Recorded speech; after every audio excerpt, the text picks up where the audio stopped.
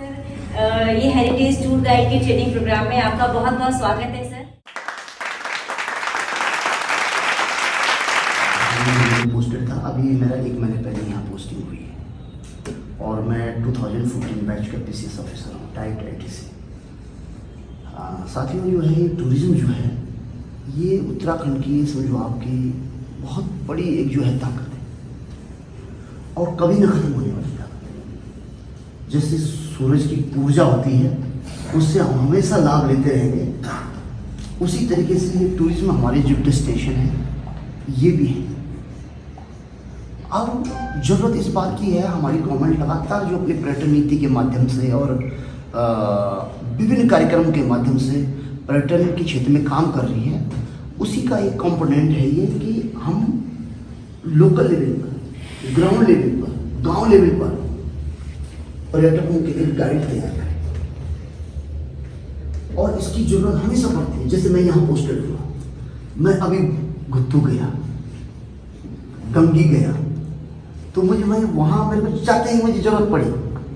जैसे हमारे कर्मचारी हैं बड़ोदी जी, ये भी एक अच्छे गाइड है, इन्होंने बहुत सारे अधिकारियों के साथ काम कर लिया।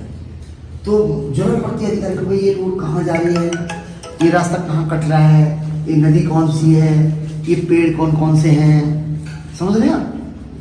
ये जो ये गाँव आया, ये कौन सा गाँव आया, यदि ये गौशाला बनी हुई है, ये गौशाला है तो इसमें कौन से जानवर हैं, ये खेत है तो इनमें कौन सी फसल बोई गई है। हर चीज आदमी क्या करता रहता है, क्वेश्चन पूछता चला जाता है। लेकिन दूसरा जिससे पूछ रहा है यदि उसको जानकारी होगी तो पूछने वाले को संतुष्टि का लेवल बढ़ता चला जाएगा।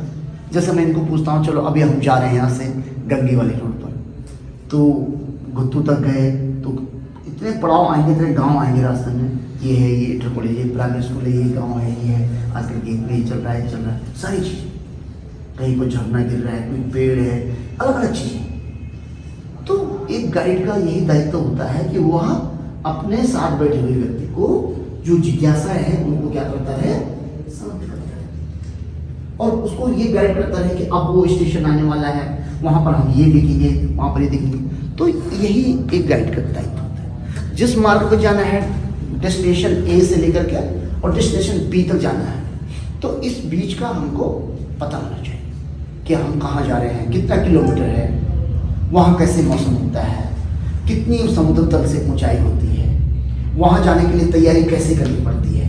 पहले दिन जैसे हम कहें कि हमें यहाँ से और खतली जाना है, तो भाई जब आपसे कहूँगा तो आप बोलेंगे सर ये रोड यहाँ से ये वाला रास्ता है और इतने किलोमीटर है, वहाँ पर हम ड्रॉप हो जाएंगे, वहाँ से रोड नहीं है, वहाँ से हम पैदल जाएंगे, ट्रैक ऐसा है और उसके लिए पास बनाना है, नहीं बनाना है, फॉरेस्ट की परमिशन चाहिए, नहीं चाहिए, फिर वहाँ इतनी हाइट है, बीच में इतना किलोमीटर है, आपकी चलने की स्पीड कितनी होगी, क्या होगी, इस पर डिपेंड करेगा। हम ये पड़ाव बनाएंगे, तैयारी वहाँ मौसम ऐसा होगा तो कपड़े ऐसे ही लाने हैं, ये चीज़ें रख लीजिए अपने बैग में, जूते रख लीजिए, ये ऐसे वाले जूते, पता चला हम लेदर सूट पहन के चले ट्रैकिंग पर, हमने गर्म कपड़े नहीं लिए, हमने टोपी नहीं ली, मफलर नहीं ली, ग्लव्स नहीं लिया, जो चीज़ें जरूरत पड़ती है, मेडिकल किट नहीं लिया, अपनी दैनिक चीज़ों के साथ साथ मेडिकल किट नहीं लिया। इस चीज़ें रात के लिए आप कहाँ रुकोगे, वहाँ ये सारी चीज़ें देखना पड़ेगी। खाओगे क्या, पता चल रहा हमने वहाँ ठंडी जगह है और ठंडा ही खाना अपने बैग में रख दिया, कोई चीज़ वहाँ और ठंड हो गई, वहाँ हमारी तबीयत खराब हो। ये सारी चीज़ें टूरिस्ट गाइड को ध्यान रखिए। और टूरिस्ट गाइड क्या होता है, जैसे घर में माँ होती है, समझ रहे हैं, घर का ये सीनियर पर्सन होता है, गार्जियन होता है, वो गाइड करता है ऐसे करो, ये करो, ये करो, ये खाओ, ये ना खाओ, इतने बजे सो जाओ, इतने बजे उठना है, एक्टिविटी क्या होगी, रूट क्या, चार्ट क्या रहेगा, सुबह कितने बजे उठने हैं, पहले क्या करेंगे, फिर क्या करेंगे, फिर क्या करेंगे, फिर क्या करेंगे, ये सब चीज़ें आती हैं। फिर यही चीज़ नहीं, आप पूरी जो डेस्टिनेशन है उनमें हम ऐसे नहीं कि वहाँ बंदूक लेके चले गए, वहाँ शिकार करने लगे, वाइल्ड लाइफ कब्जे में है, तो सारे रूल रेगुलेशंस के फॉलो होने चाहिए। और आपको चाहिए एक अच्छी गाइड को चाहिए कि वो पढ़े, अध्ययन करे, हर चीज़ को अध्ययन करे, नीचे तक जाए, उसके तह तक जाए। जब आप अच्छा किसी के बारे में नॉलेज रखोगे, मैं उदाहरण तौर पर मैं अभी वही कह रहा हूँ, खतलिंग के बारे में कह रहा हूँ, तो खतलिंग ग्लेशियर कैसे पहुंचते हैं, कैसा है वहाँ, समुद्र से ऊंचाई, मौसम कैसा, किस मौसम में जाना उचित रहता है, किस मौसम में नहीं जाना चाहिए, वहाँ कितने दिन रुकना होता है, रुकोगे तो खाने की व्यवस्था क्या होगी, वहाँ का पूरा एनवायरनमेंट क्या है, उस सब के बारे में आप गूगल में भी सर्च करिए, कहीं बुक्स हैं तो वो भी देखिए और पढ़िए उसको। कुछ जानकार लोग हैं अपने गांव के, कुछ लोगों से पूछिए, कुछ फॉरेस्ट डिपार्टमेंट के लोग हैं, कुछ पुराने गए होंगे उनसे पूछिए, तो आपको ये क्या हो जाएगा, एक नॉलेज डेवलप हो जाएगा, एक आपका एक बिल्कुल थॉट डेवलप हो जाएगा कि हाँ मैं वहाँ जा रहा हूँ, वहाँ ये चीज़ें हैं। अचानक कोई दूसरी परिस्थिति पैदा हो जाती है, वो आपका अनुभव हो जाएगा, लेकिन नॉलेज आपको पहले से ही रखना चाहिए। तो एक गाइड के लिए सबसे पहले ये क्वालिटी होनी चाहिए कि वो अपनी इर्द गिर्द के बारे में सारी जानकारियाँ रखें, सड़कों के बारे में, कौन सी लिंक कटी, क्या कटी, यदि रोड ब्लॉक हो गई तो आप कौन से रास्ते दूसरे अपनाएंगे, कैसे पहुँचेंगे, ये सब पता होना चाहिए। और चला आप इस रास्ते जाते जाए, उस रास्ते में कोई मतलब रोड ब्लॉक हो गई तो ये थोड़ी कि आप वहाँ खड़े रहोगे या टूरिस्ट रूट लेके तो वहाँ पर आपको ऑप्शनल रास्ते भी पता चलना चाहिए कि और कौन से रास्ते। रात होगी तो आपके पास बैटरी वूटरी भी होनी चाहिए, ऐसे नहीं कि वहाँ इतने बड़ी टूरिस्ट प्लेस है वहाँ रोड क्या रहा है, वो तो अगले दिन अगले बार बोले बहुत बेकार एक्सपीरियंस रहा, बैटरी जो गाइड मिला गाइड मिला। दूसरी चीज़ गाइड के लिए क्या क्वालिटी होनी चाहिए, क्वालिटी अपने आप बिहेवियर, अपनी पर्सनैलिटी। सबसे पहले तो उसको फिजिकली फिट करना, आपको कहीं भी जाना है, आप बीमार होंगे, आप बिल्कुल स्वस्थ नहीं होंगे तो आप एक अच्छी डाइट बनेगी, पता चलो आप हंस रहे हैं, आप ही खुद दवा खा रहे हैं, आप ही बीमार पड़ गए हो, वो तो उसके गले पड़ गए जो लेके गए तो सब। दूसरी मतलब आपका अपनी पर्सनैलिटी के अंदर सबसे पहले आपका स्वास्थ्य, आपको स्वस्थ रहना है, फिट रहना है, अब खुद भी ट्रैक करते रहना है, आना है जाना है, ट्रैक करना है, जिससे आपकी फिटनेस क्या है बनी रहे, ठीक है। सेकंड काम क्या करना है आपको, ये तो हेल्थ हो गई आपकी, सेकंड है आपका प्रेजेंटेशन, किसी चीज को बात करने का तरीका, सभ्यता, तौर तरीका, जैसे सलीका बोलते हैं वो बहुत जरूरी है। पता चला आप टूरिस्ट के साथ यार यार बोल रहे हो, हाँ यार ये है, हाँ यार वो है, तू तलाक से बात कर रहे हो, गुस्से में बात कर रहे हो, रूडली बात कर रहे हो, ये कोई पसंद नहीं है। वो बोलेगा नहीं यार बहुत बेकार आदमी फंस गया, बिल्कुल जंगली टाइप का आदमी, ये तो कोई रिस्पेक्ट नहीं कर रहा है, इसको बहुत पिंच हो रहा है, उसको हर बार आपको हर बार इतना रिस्पेक्टफुली बात करना है, सर और मैडम से बात नहीं करना, चाहे छोटा हो चाहे बड़ा हो, और उनको इतना रिस्पेक्ट देना है कि वो मतलब आपका रिस्पेक्ट खुद ही करने लगे, समझ रहे हो।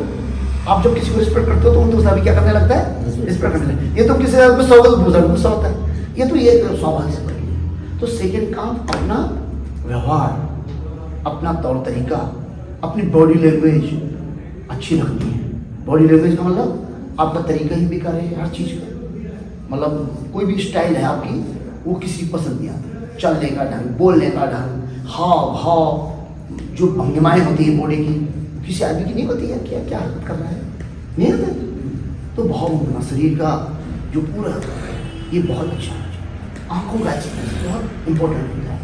आप जो है कॉन्फिडेंस से रहिए और आंखें मिला के बात करिए और सभ्यता से, तमीज से और दूसरे के साथ एक तरीके से सम्मान देते हुए आप रहेंगे। तीसरी चीज आप क्या करेंगे, जब कभी भी आपको कभी ऐसा आपको अपनी फिजिकल में ये ध्यान रखना है कि आप किसी टूरिस्ट को लेके जा रहे हैं, खान पान में ऐसा नहीं कि आप पहले खाने लग गए, आप जो है ज्यादा खाने लग गए, वहां पता चला वहां कम है खाना और आप भी खा जा रहे हो। कई लोग हमने ऐसे देखे, वो उन्हीं के लिए पूरा मतलब जिस जेल को ले गए तो बोलते यार तो बड़ा हम लोगों की जो परेशानी में आ गए, वो ले गए, वो अब बोला साहब जो सबसे पहले अपने आप खाने लगे और दूसरे को फिक्र नहीं की किसी की कि वो खाएगा नहीं खाएगा। क्या होगा जब आप व्यवहार कुशल होंगे, समाज से इंटरेक्ट होंगे, तो आपको इस तरीके के बीच बीच में ऐसे रिसोर्स पर्सन मिल जाएंगे, ऐसे लोग मिल जाएंगे। बकरियां चुगा रहा होगा तो बकरियों के बारे में कई चीज़ें बताना शुरू कर देंगे, उनकी एक्टिविटी बताना शुरू कर। पक्षियों के बारे में कई लोग जो है बहुत जानते हैं, पक्षियों के बारे में बताना शुरू कर देगा, वहाँ के जंगली जानवरों के बारे में बताना शुरू करेगा, वहाँ के मौसम कैसे बदल रहे हैं, कब क्या होता है, सब बताना शुरू कर देगा। तो एक अच्छे टूरिस्ट गाइड को व्यवहार कुशल होते हुए समाज से भी क्या होना चाहिए, जुड़ा होना चाहिए। सम्मान देना चाहिए। चाहे कोई गरीब से गरीब आदमी है, कमजोर से कमजोर है, उसको भी आप रिस्पेक्ट दोगे, सम्मान दोगे, अपने साथ बिठा दिया। जैसे आप चाय पानी पी लो तो आ जाओ, बैठो जी, थोड़ा एक कप चाय दे दो उसको, और क्या हो, कहाँ के हो, क्या हो, सब चीज आपको। तो गाइड के लिए यही सबसे बढ़िया है। उसका तुम्हारा काम उसने करना शुरू कर दिया, तो आपका आधा काम तो वही सॉल्व हो गया। ठीक है। अगली चीज है गाइड के लिए बहुत बढ़िया, कौन आदमी लगता है, एक सेकंड, कहाँ कम चढ़ाई होगी, आजकल कौन से रास्ते कैसे, आपने देखे ही नहीं, आप भूले गए वहाँ पर चलो, वहाँ तो रास्ते ब्लॉक हैं या बंद हैं या बीच में बरसात में टूट गए, कई परिस्थितियाँ होती हैं। तो आपको रेगुलर एक तो घूमना फिरना है, दूसरा अपने को अपडेट रखना है लोकल लोगों का। अगला है लोकल जितने भी लोग हैं उनकी एक डायरेक्टरी बनाई फोन की, उसमें SDM भी है, पुलिस भी है, डॉक्टर भी है, लोकल ग्राम प्रधान भी है, कुछ सारे लोगों की डायरेक्टरी बनाई। क्या होता है जब कभी प्रॉब्लम आती है तो अच्छा आप किसको फोन करें, किसको सूचना दें, सारी चीजें आपके पास नंबर होने चाहिए। पता चला कि आप कहीं फंस गए, कोई घटना घट गई, अब क्या होगा, टूरिस्ट की कोई गड़बड़ होगी, टूरिस्ट की तबीयत खराब होगी और आप तो अकेले फंस गए, आप ही बोले जाओ, तो आप किसको इन्फॉर्म करोगे, किसकी मदद लोगे? तो आपके पास ही फोन की डायरेक्टरी होनी चाहिए, अपने मोबाइल में पूरा फटून को मिला के सब यहाँ पर ऐसी ऐसी बात होगी, तो कम से कम वहाँ से दूसरी पार्टी मूव तो करेगी जी। हाँ, अच्छा जैसे हेल्थ का इशू है, अच्छा आ गया। तीसरा है आपको मेडिकली कुछ जानकारी लेनी है, जैसे आपको एरिया की जानकारी होनी चाहिए, आपको मेडिकल का भी नॉलेज होना चाहिए, कौन सी दवाई है, कब लगती है, क्या लगती है, कैसे खाना है, बैंडेज लगाना ही करना, जैसे वो CP क्या होगा, CPR, जैसे किसी का हार्ट हो गई तो किस तरीके से उसको ऑक्सीजन देनी है, क्या देना है, ये चीजें सारी चीज आपको आनी चाहिए। ऐसे कंडीशन टूरिस्ट के साथ बहुत ज़्यादा आती हैं, उसको मेडिकल फील्ड का हल्का सा थोड़ा बहुत फर्स्ट एड का नॉलेज होना चाहिए। और ऐसी इमरजेंसी में जो जैसे ऑक्सीजन देना है, CPR करना है, कोई कहाँ मालिश करनी है, क्या झटका देना है, कुछ देना है, थोड़ा बहुत आना चाहिए, ये नॉलेज होना चाहिए, बहुत जरूरी है। यदि ऐसा नहीं होता है तो आप ये समझिए कि आप वहाँ पर हाथ पैर फूल जाएंगे आपके कि क्या करो, समझ रहे आप? और आपको जहाँ जहाँ जा रहे हो वहाँ पर मंदिरों में पुजारी रहते हैं, कई मंदिर पड़ते हैं, बीच में पुजारी लोग रहते हैं, किस देवता का मंदिर है, क्या चढ़ावा चढ़ता है, ये सब होना चाहिए पता। आप पता चल रहा है कि अच्छा बड़ा मंदिर आया और मंदिर में आप गए और अचानक मंदिर दिख गया, तो आपने देखा कि वहाँ पर प्रसाद की दुकानें लगी, क्योंकि आपने प्री प्लानिंग की नहीं है, पहले प्लानिंग हुई नहीं आपकी, आप तो अचानक पहुँच गए मंदिर में, अब वहाँ जाके बोले जैसा प्रसाद है, तो पहले यहाँ से जाने का सब वहाँ पर मंदिर पड़ेगा, वहाँ पर बहुत बड़े मंदिर है, उसके लिए प्रसाद ये चलता है, माता का है, शिव जी का है, किसका है, क्या है, सब पता होना चाहिए, उनको पता होगा, उनकी आस्था का भी ध्यान रखना। पता चल रहा है कि वो धर्म को नहीं मानता, आप जबरदस्ती उसको मंदिर ले जा रहे हो, होता है, पता चल रहा वो दूसरे धर्म का है और आप उसको ले जा रहे हो, उसको पूछना भी कि वहाँ पर मंदिर है, क्या आप दर्शन करना चाहेंगे? हाँ, कौन सा मंदिर है? वहाँ पर माता का मंदिर है, बहुत आस्था है साहब, ये मेरे लगता है, ऐसा होता है, ऐसा होता है, उसके हिसाब से प्रसाद चढ़ता है, यहाँ से रख लें या वहीं ले लें, बोलेगा नहीं सर वहाँ मिलता है, बोले नहीं वहाँ वो कभी मिलता है कभी नहीं मिलता, आप सब कंडीशन बताओ, बोलेगा हाँ चलो यहीं से रख लेते हैं, समझ गया? तब वहाँ पर जब मंदिर आओगे फिर आप बोलेंगे सब मंदिर आ गया है। जितना आप किसी को फैसिलिटेट करते रहो, सुविधा देते रहो, वो लगता रहेगा यार मैं सही आदमी को अपने साथ लाया हूँ, ये सही गाइड है, समझ रहे?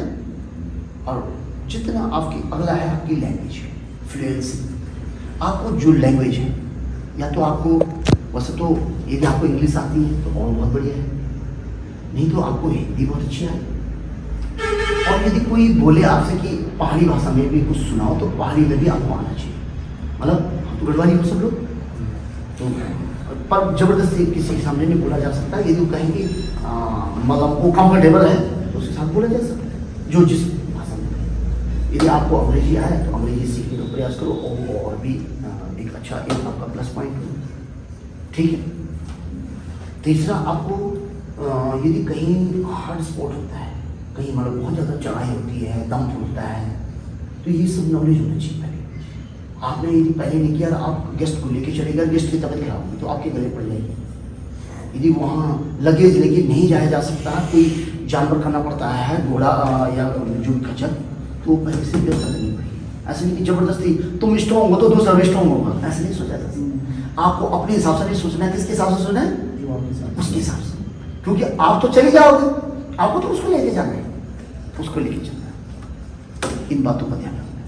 साथ साथ में मैं आपको एक दो ऐसी स्टडी सुनाता हूँ कि अभी मैं उत्तरकाशी में पुरोला साइड में SDM रहा 2016-17, मोरी और पुरोला, वो भी ऐसे ही दूरस्थ क्षेत्र है जैसे तुम्हारे, लेकिन उत्तरकाशी जिले का लास्ट कोना है, वहाँ से हिमाचल लग जाता है। वहाँ कुछ ऐसी टूरिस्ट डेस्टिनेशन है जैसे केदारघाट है।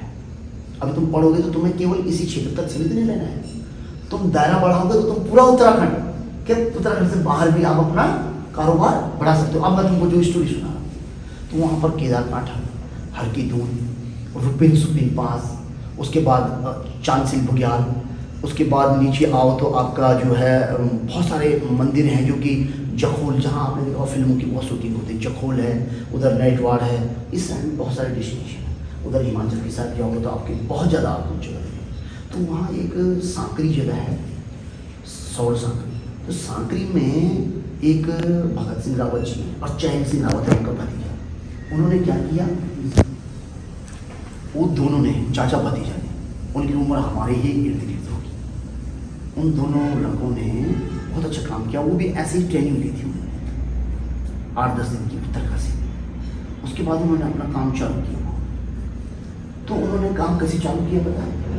उन्होंने अपने घर, पहले उनके पास कोई ऐसी प्रॉपर्टी नहीं, अपने घर को ही as a home stay use करें।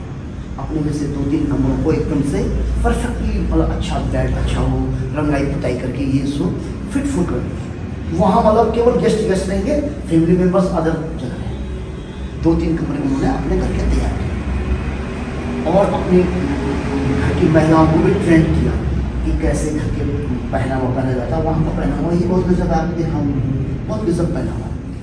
तो वो जो है उन्होंने इस तरीके से अपने घर की महिलाओं को तैयार किया। घर का जो भोजन है, घर की चीज़ें हैं, उन सबको उनको तैयार करना है।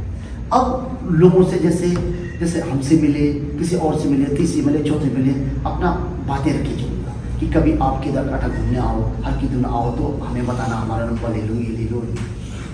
इस तरीके से उन्होंने थोड़ा साल, महीने में, 2 महीने में एक पार्टी पकड़नी शुरू की, 2-3 दिन, और मिनिमम पैसा रखा, पैसा कम से कम रखा शुरुआत, और लोग इस तरीके से आए और उनके घर मतलब जैसे 8-10 दिन में, 15 दिन में कोई ना कोई मेहमान आने लगे, इस तरीके से होम स्टे की तरीके से।